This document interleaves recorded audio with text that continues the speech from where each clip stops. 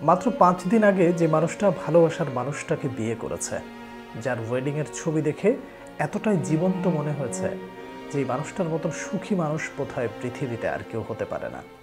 যে মানুষটা তার প্রিয় মানুষকে জড়িয়ে ধরে একটা সুন্দর জীবন অতিবাহিত করার জন্য প্রস্তুতি নিচ্ছিলেন।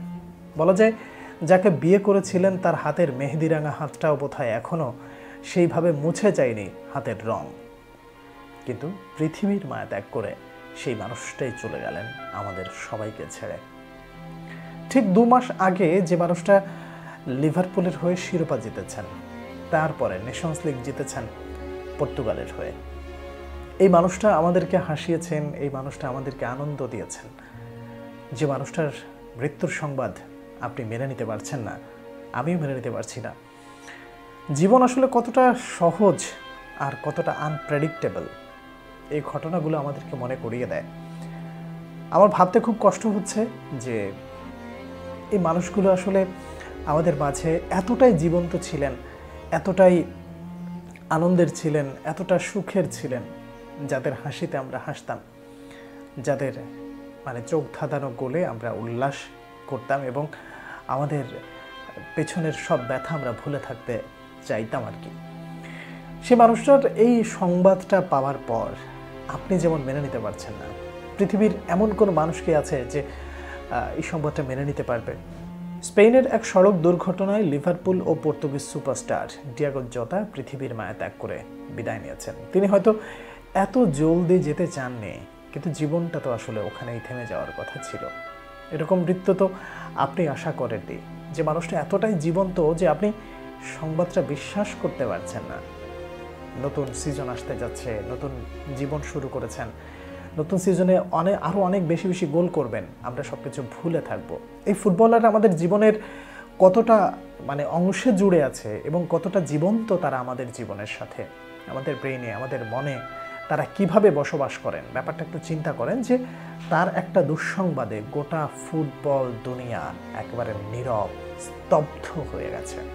এই মানুষগুলো বোধহয় তাদের জীবনের এই পর্যায়ে এসে তারা হয়তো বা ভাবতে পারে যে আমরা অন্তত এতটুকু সফলতা অর্জন করেছি যে মানুষ আমাদের শোক সংবাদে ব্যথিত হয়। ডেফিনেটলি তারা অবশ্যই সফল, কিন্তু এই সংবাদটার জন্য বোধহয় আমরা এত তাড়াতাড়ি প্রস্তুত ছিলাম না এবং আমরা এই ধরনের সংবাদের জন্য কখনো অপেক্ষা করি না। আসলে ক্ষণিকের সময় পৃথিবীতে আসলে আমরা যতটুকু অল্প সময়ের জন্য এসেছি, মানুষের অন্তরে কতটা জায়গা করে নিতে পেরেছি জানি না, কিন্তু এই ঘটনাগুলো আসলে আমাদেরকে মনে করিয়ে দেয় যে জীবন আসলে খুবই ক্ষণস্থায়ী।